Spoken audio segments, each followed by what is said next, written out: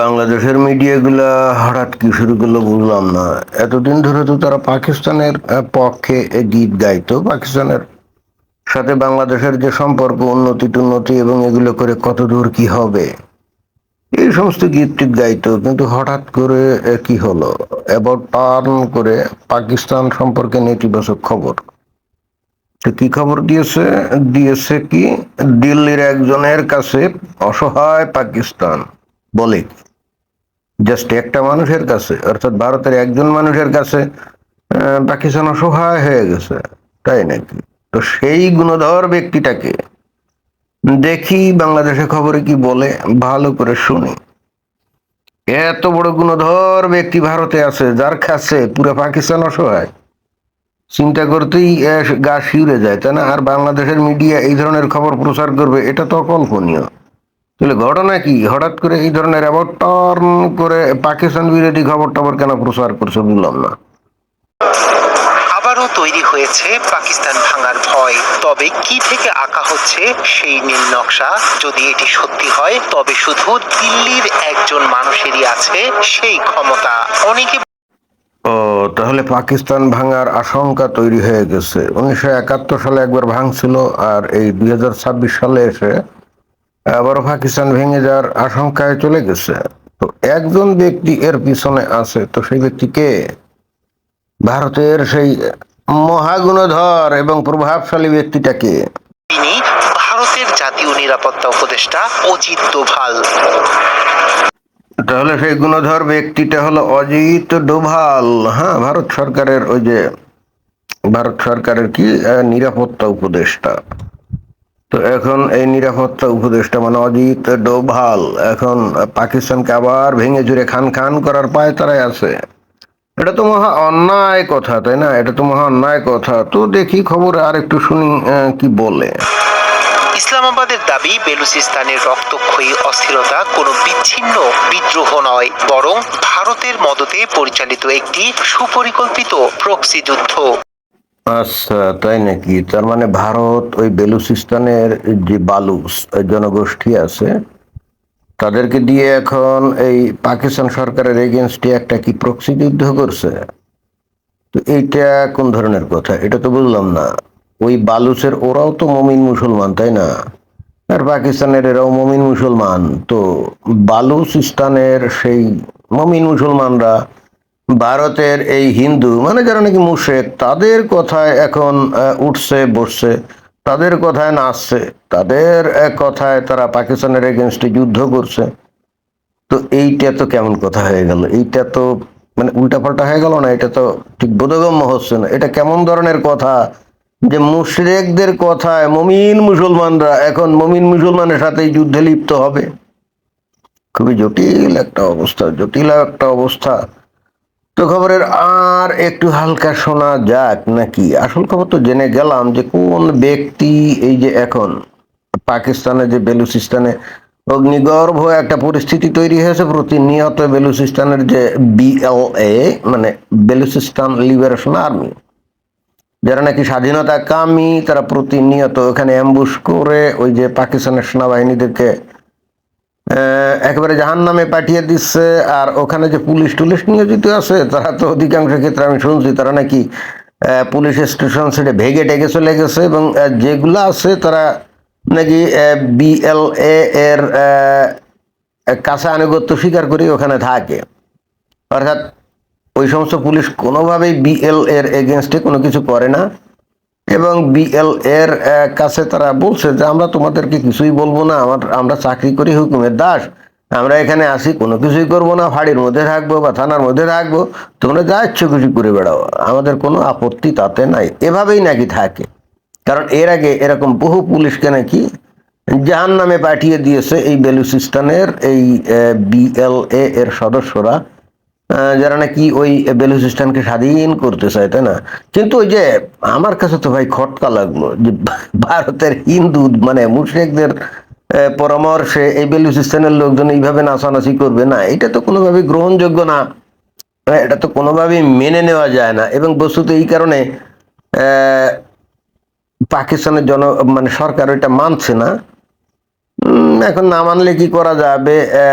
তারা যদি ভারতের কথা শুনে নাচানাচি করে পাকিস্তানের সৈন্যদের সাথে গুলি বন্দুক মারে, তাহলে তো করণীয় তো কিছু নেই। তো দেখি খবরে আর কি বলে। একদিকে সেনা অভিযান, অন্যদিকে বিচ্ছিন্নতাবাদী হামলা, বিস্ফোরণ আর প্রাণহানি। প্রতিদিনই আরো জটিল হয়ে উঠছে পরিস্থিতি। আচ্ছা আচ্ছা, তো পরিস্থিতি জটিল তো হবেই। এই যে পাকিস্তানের সেনাবাহিনীরা গোটা দেশ লুটপাট করে খায়, গোটা দেশ লুটপাট করে খায়, শুধুমাত্র পাঞ্জাব প্রদেশের উন্নতি তারা করে। বেলুচিস্তানের যে খনিজ সম্পদ টম্পদ আছে এগুলো বিক্রি করে শুধুমাত্র ইসলামাবাদ আর রাওয়ালপিন্ডি এখানেই বিনিয়োগ করে। পাঞ্জাব প্রদেশকে তারা উন্নতি করে এবং সেনাবাহিনী তারা মানে সিংহভাগ সম্পদ এগুলো লুটপাট করে নিয়ে যায়। আর ওদিকে বেলুচিস্তানের লোকজন ফকির মিসকিনের মতো জীবনযাপন করে। তো এইগুলো ওরা দশকের পর দশক ধরে দেখছে না যে ধর্মীয় ভাবে শুধুমাত্র তাদেরকে আহ, আশ্বস্ত করে এই পাকিস্তান তাদের অধীন করে রাখতে চায়। অবশেষে বেলুচিস্তানের লোকজন চিন্তা করছে যে কি কাণ্ড, পাকিস্তান খালি ধর্মীয় আবেশে আবিষ্টিত হয়ে আমাদেরকে রাখতে চায়, আমাদের পেটে খাবার আছে কিনা, আমাদের বাচ্চা কাচ্চার পেটে খাবার আছে কিনা, তারা স্কুলে পড়াশোনা করতে পারছে কিনা, এগুলো নিয়ে তাদের দেখি কোনো মাথা ব্যথা নেই। আমাদের এই বেলুচিস্তানে কোনো উন্নতি হচ্ছে কি হচ্ছে না, অর্থনৈতিক অবকাঠামোগত, এ ব্যাপারে তাদের কোনোই মাথা ব্যথা নাই। তো এইভাবে তো সেই 1947 সালের পর থেকেই পর্যন্ত কত অলমোস্ট 80 বছর এই বেলুচিস্তানের লোকজন তো দেখছে যে পাকিস্তান বেসিক্যালি কি করে। তো 80 বছর ধরে তারা তো ধৈর্য ধরে অপেক্ষা করছিল, এটাই অনেক বেশি না? তো অবশেষে তাদের ধৈর্যের বাঁধ ভেঙে গেছে এবং এইবার অস্ত্র হাতে তুলে নিয়ে এবার পাকিস্তান সরকারের এগেনস্টে তারা লড়াই শুরু করেছে এবং এখন বেলুচিস্তানকে তারা স্বাধীন করতে চায়।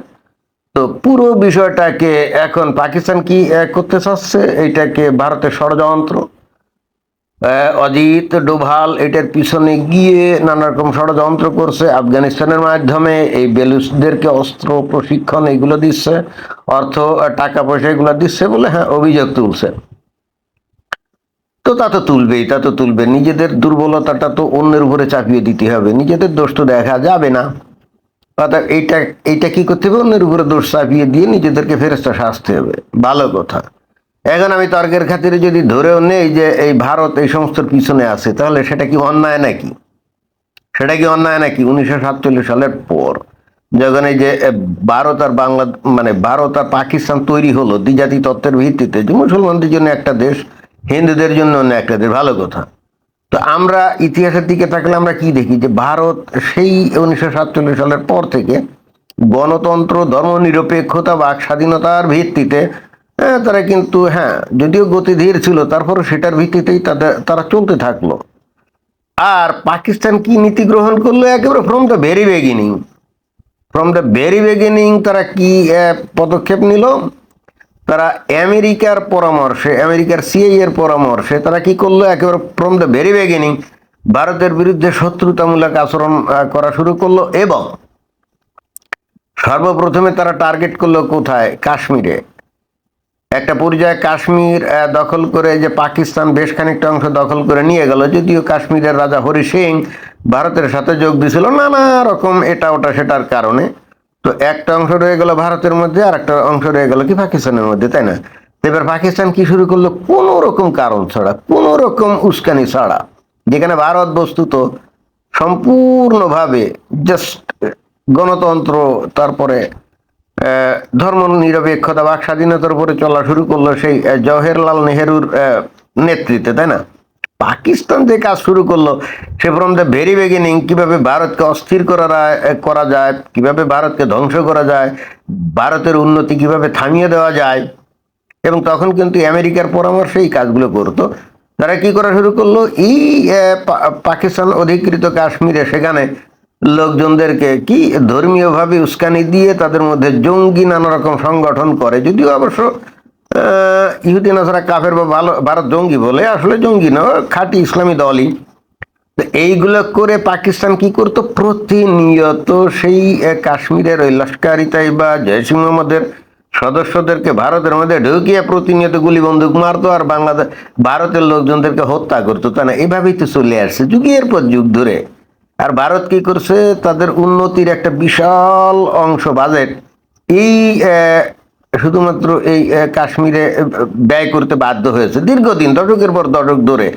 ভারতের যে অতঃপর অর্থনৈতিক অগ্রগতি অনেকটাই স্তীমিত হয়ে গেছিল, থেমে গেছিল। ভারতে বিপুল পরিমাণ লোক দারিদ্র সীমার নিচে বাস করতো, তার একটা অন্যতম কারণ ছিল এই পাকিস্তানের এই ধ্বংসাত্মক পদক্ষেপ। কিন্তু এই পদক্ষেপ করতে গিয়ে পাকিস্তান আস্তে আস্তে আজকে ভিখারি রাষ্ট্রে পরিণত হয়ে গেছে। কিন্তু ভারত অবিচল ভাবে তাদের নীতি এবং আদর্শকে আঁকড়ে ধরে রেখে তারা কিন্তু আস্তে আস্তে নিজেদের অবস্থার উন্নতি করছে, এবং উন্নতি করার জন্য যা যা পদক্ষেপ নেওয়ার সবই নিয়েছে, এবং অবশেষে কিন্তু ভারত আজকের এই অবস্থানে আসছে, তাই না? তো যুগের পর যুগ ধরে ভারতের বিরুদ্ধে এই যে পাকিস্তান এই যে ধ্বংসাত্মক কর্মকলাপগুলো, স্যাবোটাজমূলক কর্মকলাপগুলো করে গেছে, তো ভারত কি চুপ করে বসে থাকবে? ভারত তো মোটেও চুপ করে বসে থাকবে না। 1971 সালে ভারত একবার পদক্ষেপ নিয়ে পাকিস্তানকে সেটে দিয়ে বাংলাদেশ তৈরি করছিল। এরপরেও কিন্তু পাকিস্তান শুধরে যায়নি, এবং পাকিস্তান এ থেকে কোনো শিক্ষা নেয়নি। তারা আরো দ্বিগুণ শক্তিতে আমেরিকার অর্থায়নের টাকা দিয়ে তারা কি ভারতের এগেনস্টে ব্যাপকভাবে মানে ধ্বংসাত্মক কার্যকলাপ তারা চালিয়ে গেছে। প্রতিনিয়ত আইএসআই এর ওই প্রশিক্ষণে ওই জৈশ ই মোহাম্মদ, লস্করি তৈবা সহ আরো অন্যান্য যে সংগঠন আছে, ইসলামী সংগঠন, সেইগুলাকে দিয়ে এই কাশ্মীরের লোকজনকেও কিন্তু উগ্র মৌলবাদী করছে। আজকে যেমন এই কাশ্মীরে এত উন্নতি করছে যে ভারত, তারপরও এই লোকগুলা কিন্তু ভারতের পক্ষে না। এটা কিন্তু পাকিস্তানের জন্য একটা বিশাল বিজয় বলতে হবে। আজকে দেখেন যে 370 ধারা বাদ দিয়ে ভারত কিন্তু হাজার হাজার কোটি টাকা এই কাশ্মীরে বিনিয়োগ করার কারণে এই কাশ্মীরের লোকজন কিন্তু জীবনযাপন অনেক উন্নত হয়ে গেছে। যে কারণে এইটা দেখে পাকিস্তান অধিকৃত কাশ্মীরের লোকজন সেখানেও আন্দোলন শুরু করছে যে তারাও পাকিস্তানে থাকবে না, তাই না? এমনি এমনি তো না। কিন্তু এই কাজগুলো তো রাতারাতি ভারত করতে পারে নাই, ধৈর্য ধরে থেকে আস্তে ধীরে তারপরে এই কাজগুলো করছে, তাই না? আর ওদিকে এই সমস্ত সন্ত্রাসী কর্মকাণ্ডের পিছনে পাকিস্তান পয়সা খরচ করতে করতে আস্তে আস্তে তাদের দেশকে জঙ্গি উৎপাদনের কারখানা বানিয়েছে, এবং এখন ভিখারি রাষ্ট্র, রাইট? তো এখন তো মক্ষম সময় ভারতের, তাই না? এতদিন ধরে আমার পাশায় বাড় দেওয়ার ধান্দা করছো, ক্ষতি করার চেষ্টা করছো, তো আমি তোমাকে ছেড়ে দেবো? 1971 সালে একবার শিক্ষা দিছিলাম, কিন্তু শিক্ষা নেওনি, তো ঠিক আছে, আরো আর একবার শিক্ষা তোমাদের দরকার পড়েছে। তো এখন ভারত কি চুপচাপ বসে থাকবে? তারা তো অবশ্যই পাকিস্তানকে ভাঙার চেষ্টা করবে, তাই না? তারা অবশ্যই পাকিস্তান ভাঙার চেষ্টা করবে, এবং এই পাকিস্তান ভারত ভাঙার জন্য কি একটু একটু চেষ্টা করছে? এই বাংলাদেশকে ব্যবহার করে সেভেন সিস্টার্সে অস্থিরতা তৈরির কি কম চেষ্টা তারা অতীতে করছে? না, কম করে নাই। মাত্র গত 2 বছর ধরেও যখন বাংলাদেশে অন্তর্বর্তীকালীন সরকার ছিল, তখনও তো পাকিস্তান মহা সমারোহে বাংলাদেশে তাদের আইএসআইটাই এনে ভারতকে অস্থির করার নানা রকম পায়তারা করছে, না করছে তো? এবং এখনো তাদের কার্যকলাপ বাংলাদেশে চলমান। বর্তমানে নির্বাচিত সরকার হলেও কি হবে, তারা যে এই ব্যাপারটায় খুব বেশি মাথা দিচ্ছে আমার তো মনে হয় না। তবে মূল পাকিস্তানের পরিস্থিতি দেখে এদের এদের সংস্রব থেকে বাংলাদেশ যত তাড়াতাড়ি দূরে সরে যাবে, ততই বাংলাদেশের মঙ্গল। আর যদি বাংলাদেশ এই বাস্তব পরিস্থিতি মানে পাকিস্তানের এই বাস্তব পরিস্থিতি দেখে যদি নিজেদেরকে নিরাপদ দূরত্বে নিজেদেরকে সরিয়ে না নেয়, তাহলে ভবিষ্যতে বাংলাদেশের কপালেও কিন্তু বহুত খারাপই আছে, এটা কিন্তু বলাই যায়।